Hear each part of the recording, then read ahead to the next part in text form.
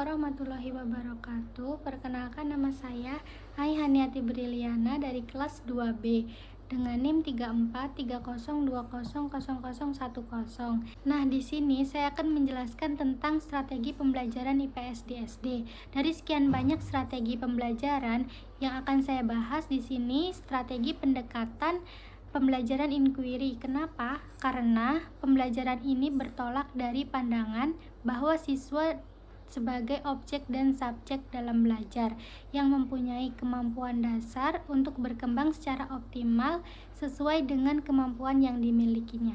Peran guru di sini sebagai pembimbing belajar dan fasilitator belajar.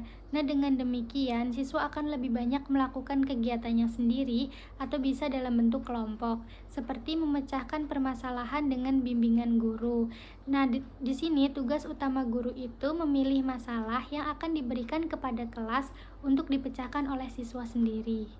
Pendekatan inquiry ini dalam mengajar sudah termasuk ke dalam pendekatan modern yang didambakan di setiap sekolah untuk dilaksanakan. Namun, pendekatan ini hanya bisa dilaksanakan setelah memenuhi syarat-syarat seperti yang pertama, guru harus terampil memilih persoalan yang relevan yang akan diajukan kepada siswa dan sesuai dengan daya nalar siswa. Dan yang kedua, guru harus terampil menumbuhkan rasa motivasi belajar dan juga menciptakan situasi belajar yang menyenangkan.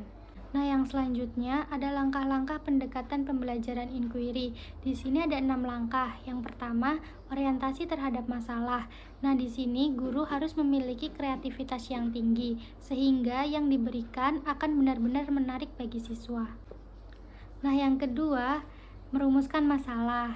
Nah, ketika yang diberikan oleh guru itu bekerja dengan baik, maka di dalam pemikiran siswa itu akan muncul pertanyaan-pertanyaan dan permasalahan-permasalahan yang akan menjadi tujuan dari pembelajaran itu.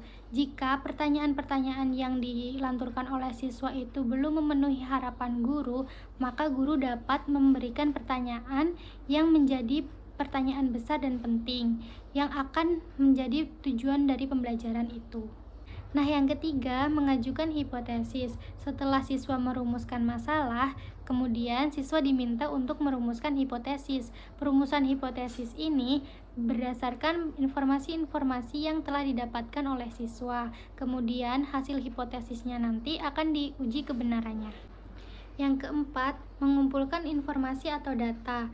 Langkah ini termasuk pada tahap yang sangat penting. Kenapa? Karena pada tahap ini, siswa dan kelompoknya diminta untuk mengumpulkan sebanyak dan selengkap mungkin informasi dan data yang akan dibutuhkan. Mereka juga harus bisa memilah dan memilih informasi dan data mana yang bermakna sama dengan tujuan. Peran guru di sini bukan sebagai sumber utama informasi, tetapi hanya sebagai fasilitator saja. Maka dari itu, siswa bisa mencari sumber-sumber lainnya, misalnya dari buku. Nah, kemudian yang kelima, menguji hipotesis. Di sini mereka akan belajar mengorganisasikan ke dalam tabel, daftar atau ringkasan yang akan mempermudah mereka dalam menguji kebenaran hipotesis yang telah mereka susun di langkah sebelumnya.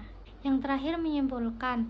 Langkah akhir dari model ini, siswa dapat membuat kesimpulannya masing-masing tentang hasil dari pengujian hipotesis yang telah dilakukan. Nah, sekarang ciri-ciri pendekatan inquiry ada 4. Yang pertama, menekankan pada proses mencari dan menemukan. Yang kedua, pengetahuan dibangun oleh peserta didik melalui proses pencarian. Yang ketiga, peran guru sebagai fasilitator dan pembimbing peserta didik dalam belajar. Yang terakhir, yang keempat, menekankan pada proses berpikir kritis dan analitis untuk merumuskan kesimpulan.